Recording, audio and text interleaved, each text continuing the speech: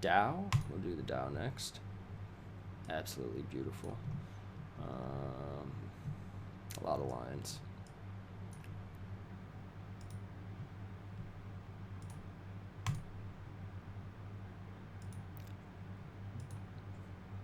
That's right. Okay. This is your uptrending price channel for the Dow. This typically leans more industrial, healthcare. We were saying the QQQ is more tech heavy. This one's slightly more like healthcare, maybe energy, industrial, utility type leaning. All great. Honestly, you should have all of them. This one is maybe the least volatile of the four. It tends to fluctuate a little less. So for example, this one was only down 17%. That's pretty good. If you're playing a 401k, right, and they only let you choose between a DIA, S&P, QQQ, or the company's own stock, if you were scaling into QQQ at the bottom and DIA at the top, you're doing it right. Take advantage of those small decreases and the big increases in QQQ. So that being said, it is the least volatile. We are expecting a gain of roughly 42%, right? The other ones were at about 80,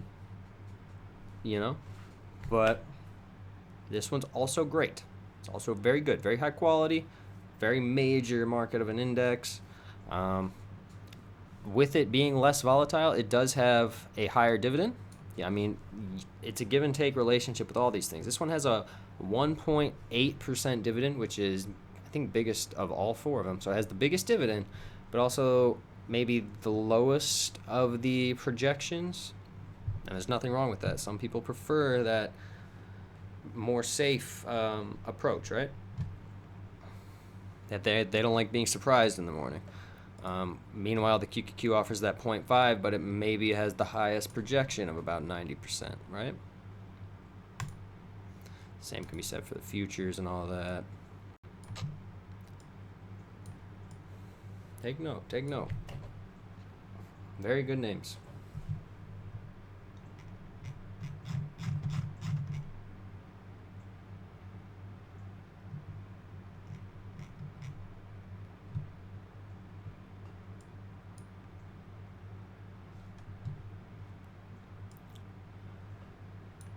Okay, so what have we done so far today?